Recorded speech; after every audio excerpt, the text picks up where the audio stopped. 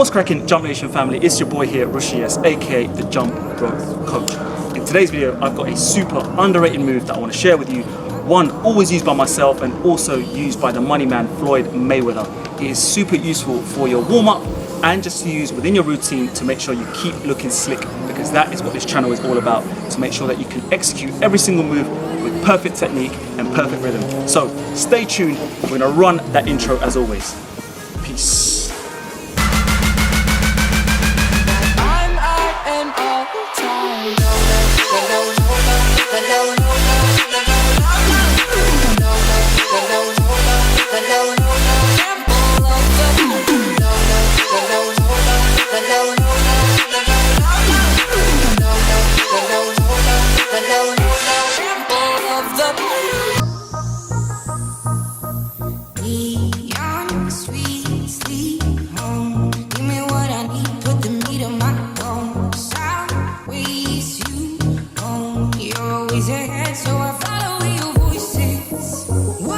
To make sure you're smashing the one arm swings, you need to get the wrist position and the hand position absolutely correct.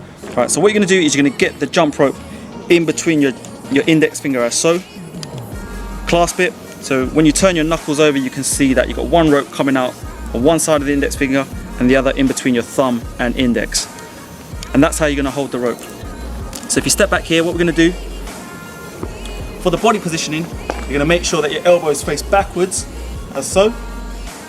And what you're going to do is your wrists are actually going to come forward. They're not going to come outwards. They're going to come forward, I would say maybe about 45-degree angle from your body.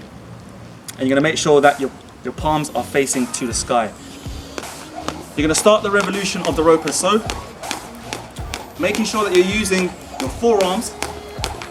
And again, elbows facing backwards. And if you can see the wrist position in here, we've got a lot of the rope coming out the end, and we're gripping way up the shaft of the jump rope. So we're gripping up the jump rope.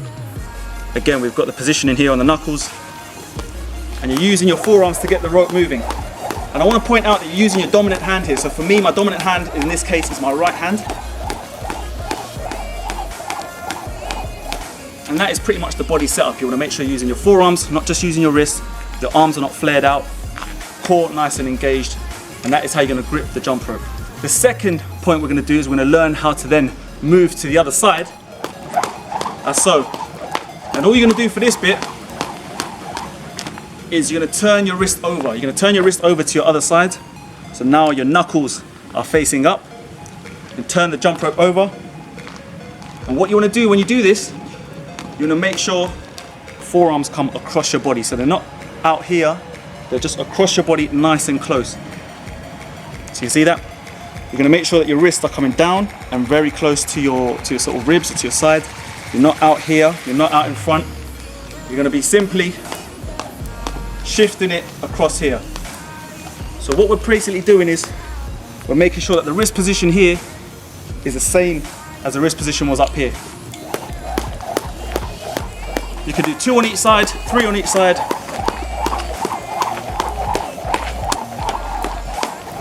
And that is the basic body setup, the wrist setup, and that is how you're going to do this within your routines. The next key step is the actual footwork. The footwork is super key within this. What you want to do and what you want to concentrate on is that every time the rope clips the ground, I want you to just do a little hop with your right or left foot. So this is why this is such an amazing move and why it's so underrated. Because what you want to do is you want to try and incorporate this before you start jumping rope. A lot of people pick up the rope and they get skipping straight away. If you ever see me skipping, or if you ever see Floyd skipping, the first thing that they'll start to do is these one-arm side swings just to get your rhythm right. What I want you to do is focus on your footwork. So practice your toe kick outs, crisscross with your legs, different type of footwork. I would typically do this for about a minute and a half before all of my jump rope routines, all of my jump rope sessions, because that way, again, it gets the heart rate moving, gets the body in line, gets the body in sync with the brain, gets the rhythm going. I love it. So you can then mix it up, make it a little bit more fancy, and then you can start to just incorporate it into your routine. So whilst you're skipping, whilst you're jumping, you can then just pass it back over and then back into your hands.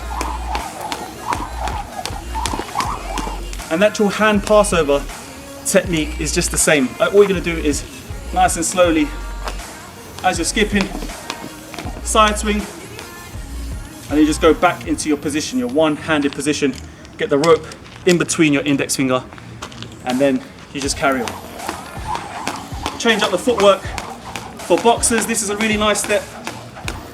So you're sort of rocking back and forward. If you're a conventional boxer, on the balls of your feet, you can then switch legs. Really good move here, especially if you're into MMA, kickboxing, any sort of martial arts. You can practice your kind of footwork. Keep the rope there just to kind of help you with the rhythm on rocking back and forward. Really top quality move this, guys. Right guys, thank you so much for watching. Quick, short, sweet video on this killer move.